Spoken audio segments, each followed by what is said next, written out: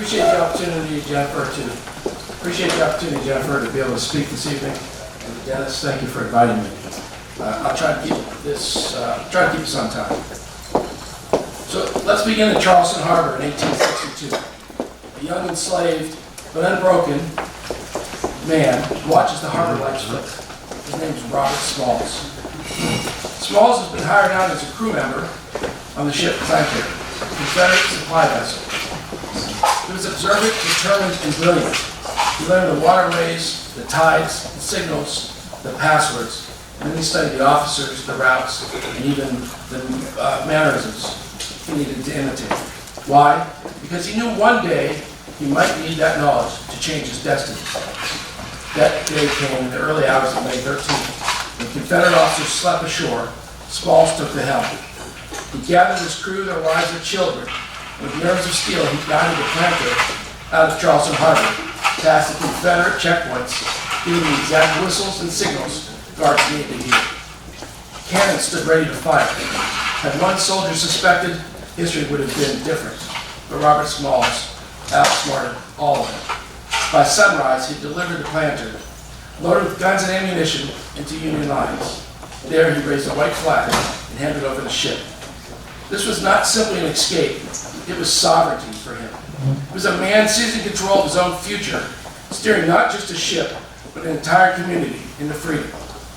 So let me ask you, how many of us believe here tonight that we're still fighting for sovereignty today, but only in a digital form? How many of us? I do, certainly. We may not live under slavery, but we face the new change of dependency, change of surveillance, change of centralized power. Every week we're reminded of fragility, Equifax, 147 million identities stolen, nearly half of the U.S. population.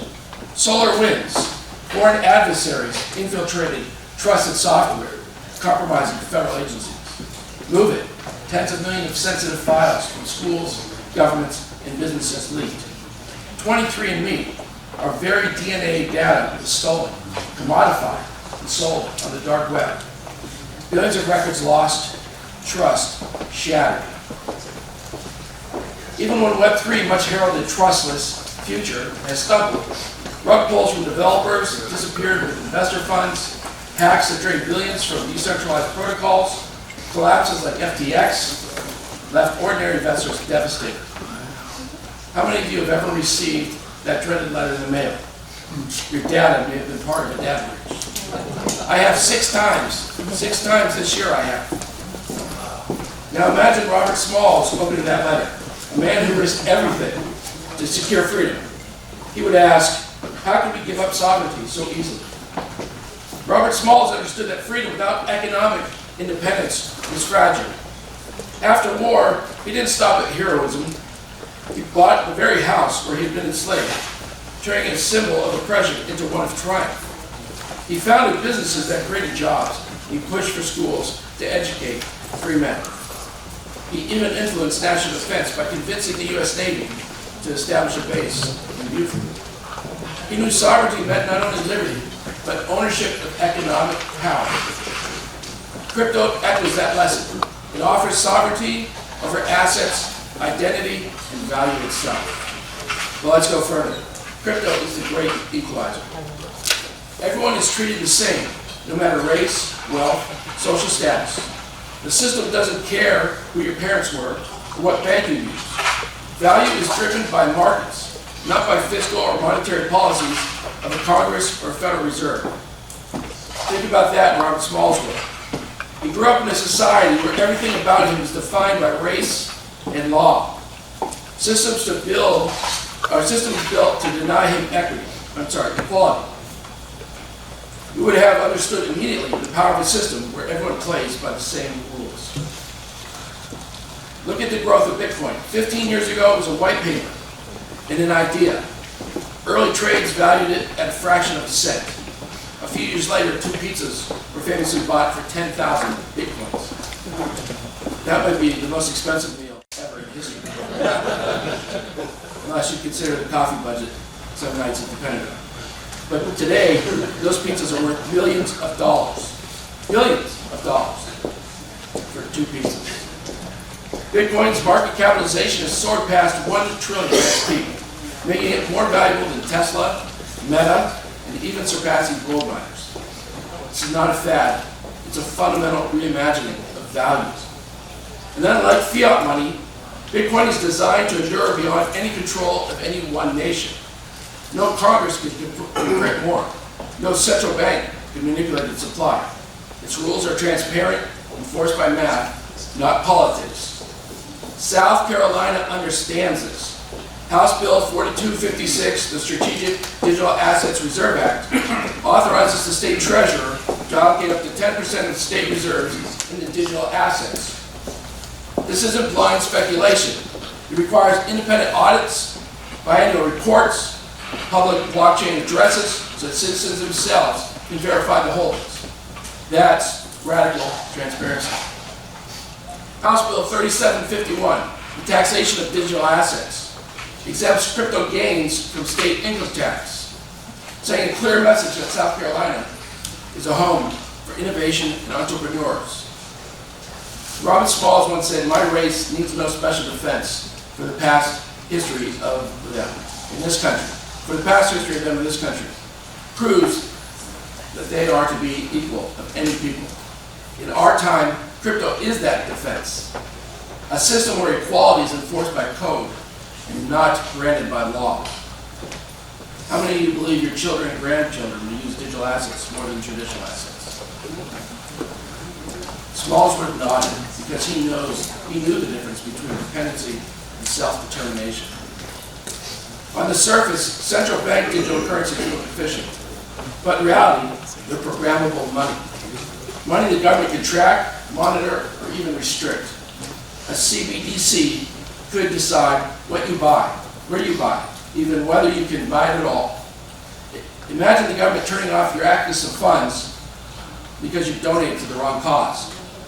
You bought the wrong book or traveled to the wrong place. That's not freedom, that's control. CBDCs could be used to place a financial yoke on us, the people. Subtle at first, but just as binding as the chains Robert Smalls escaped. A digital system of surveillance woven invisibly into the money itself. South Carolina has taken a stand. Senate Bill 163, the Financial Freedom Act, explicitly rejects CBDCs. It guarantees your right to use, to mine, and to hold digital assets. It affirms money should serve citizens, not control it. Robert Smalls would have seen CBDCs for what they are, digital chains. He risked everything to break free from bondage. Why would he accept new ones voluntarily? In my book, Collision, I wrote about quantum, AI, and blockchain and their convergence. It's not just a technological shift, it's a collision of forces that reshape human history. South Carolina has captured this in the formula hashtag AI equals $BTC, as mentioned earlier. AI is intelligence, Bitcoin is value. Together they form digital capital. But let me emphasize, we're living in a momentous time in human history. In no other time have we seen the collision like this. Crypto, blockchain, AI, and quantum computing converging all at once. It's not simply another revolution, it's the dawn of a new era in human history. Think about it as a turning point. Look at the prior turning points. Printing press unleashed literacy and knowledge. Steam engine ignited the industrial age. Electricity transformed every aspect of human life. Each of these eras redefined the human experience. But today, we face a convergence of three transformational technologies at the same time. And that convergence is ushering in a new era of digital sovereignty. And South Carolina has a chance to lead the nation into it. Robert Smalls seized his moment in history. He saw an opportunity where others only saw danger. Today, we must seize ours. We must guide the nation to this new era. Robert Smalls fought during the Reconstruction, fought corruption during Reconstruction. He believed in accountability and in fair opportunity. Accountability and fair opportunity. That's why we need solutions like Q-Defense, a platform delivering quantum-proof, tamper-evident protection for every transfer of data, email, and identity. It secures your information, protects your privacy every time it moves. Small said equal opportunity is the only defense we need. In the digital world, Q-Defense is that equal opportunity for defense. Truth is truth in a post-truth era. Privacy is only half the battle. What about truth itself? We live in a world of deep fakes, synthetic voices, manipulated videos. Each day it grows harder to tell what's real. That's why we need solutions like SureMark Digital for security and trust. SureMark stops AI-driven fraud at the source, protecting every conversation across every channel. Together, companies like Q-Defense and SureMark provide the twin foundations of digital sovereignty. One secures the flow of data, the other guarantees authenticity. Think of Robert Smalls when he delivered Planter to the Union Forces. His act was undeniable. No propaganda could erase it. In our time, these solutions, the kind of undeniability to the digital domain. This is not theory. South Carolina is leading. House Bill 4256, Strategic Digital Asset Reserve Act, reserves the bitcoins for the citizens in transparent reporting. House Bill 3751, the taxation of digital assets, as we mentioned. Senate Bill 163, CBDCs. Protocol 402 reimagines the Internet's payment required code into a system of accountable, auditable, self-funding digital services. And just as important as laws is education. That's why the Digital Assets Literacy Project is so critical. It ensures citizens of all ages understand how digital assets work, how to use them safely, how to protect themselves, and how to participate in this new economy. Robert Smalls believed in education as the bedrock of freedom. He fought for schools during Reconstruction, knowing knowledge was a true path to empowerment. Digital Assets Literacy Project carries the same spirit forward, equipping South Carolinians with the tools to thrive in this new era. Taken together, these initiatives are not piecemeal experiments. They form a deliberate strategy to make South Carolina the nation's leader in digital sovereignty. While Washington debates, South Carolina acts. While other states nibble at the edges, South Carolina has built a legislative framework that rivals some of the most forward-thinking nations in the world. And leadership here isn't only about laws, it's about people. With the legislation, education, and infrastructure aligned, South Carolina is positioning itself not just to participate in the new era, but to lead our nation into it. Robert Smalls did not wait. He did not ask for permission. He seized the helm of the planner, and he charted a new course towards freedom. Today, our planner is crypto, sovereign AI, solutions like Q-Defense, solutions like SureMark Digital, the Digital Asset Literacy Project, South Carolina's bold digital legislation. Crypto is a great equalizer. Everyone is treated the same, no matter race or wealth. Robert Smalls would have recognized that kind of freedom instantly. He lived in a world where the law itself denied him equality. He would have seen the power in the system where everyone plays by the same rules. He would have warned us about CBDCs, because he knew too well the dangers of centralized control. CBDCs could place that financial yoke on people, as mentioned. South Carolina has chosen differently.